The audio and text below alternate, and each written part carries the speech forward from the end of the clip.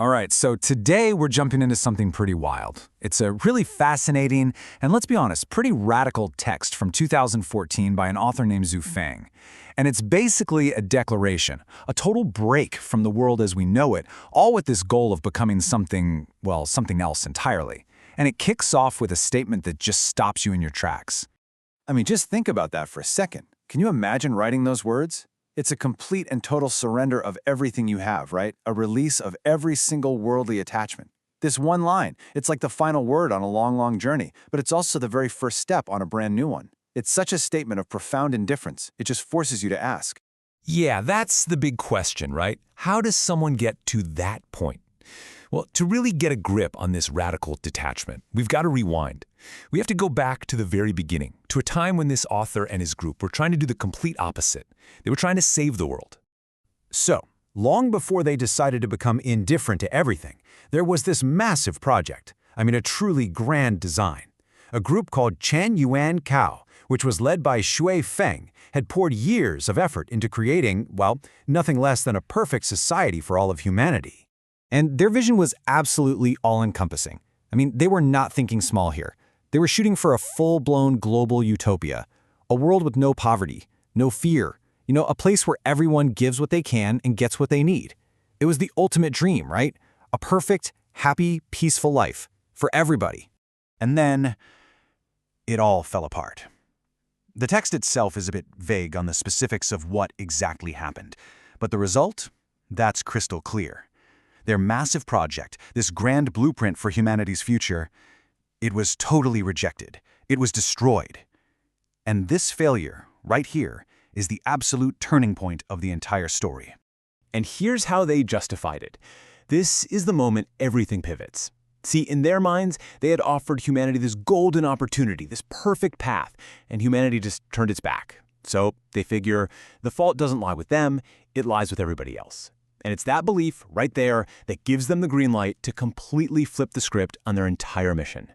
So, having tried to save the world, and in their view, having failed because of the world itself, they declare that their duty is done. Their debt to society, paid in full. They are now officially free. And this is where things get really interesting. Just look at the contrast here. The change is massive. They go from this huge outward-facing mission to build a perfect world for everyone to something that is completely internal, totally personal. The focus just shrinks, It goes from we, meaning all of humanity, to we, meaning just their tiny group. And what are they seeking?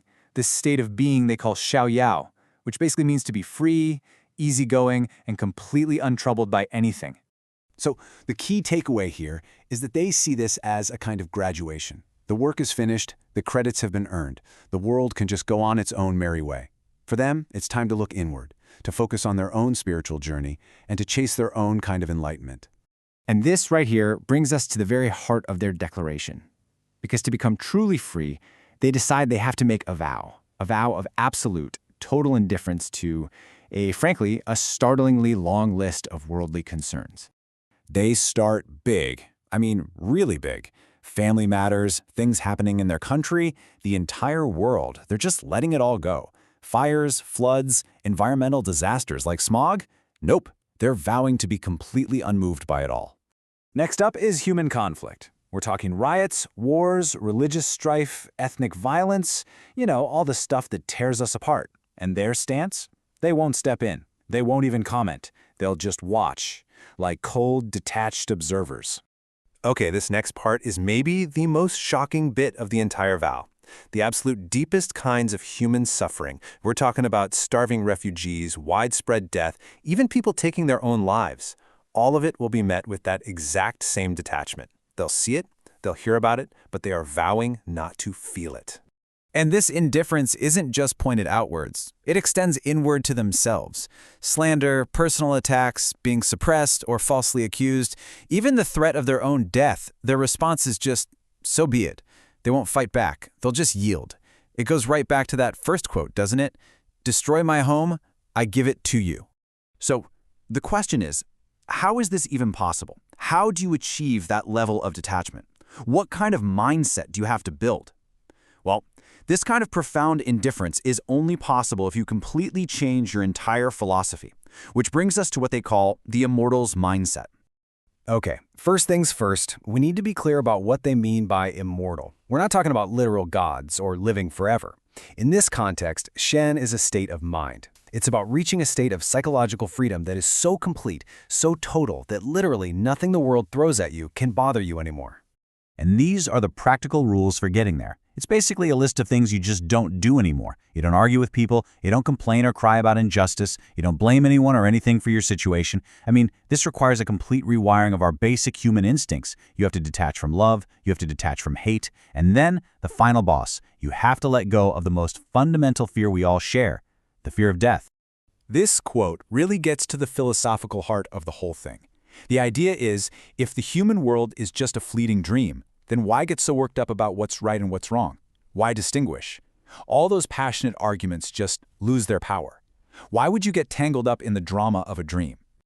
So the path to this kind of freedom is laid out in 4 simple ideas, and they're really about not acting. Seek nothing, desire nothing, just go with the flow and act spontaneously as things happen. It's about being completely present in the moment, with zero attachment to what happens next. So, with that whole philosophical framework laid out, the author wraps up the declaration.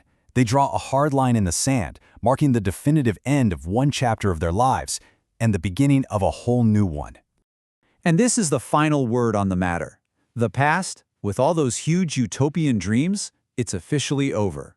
The first part of the journey is finished, and from this moment on, a totally new one begins, that inner journey toward becoming a philosophical immortal.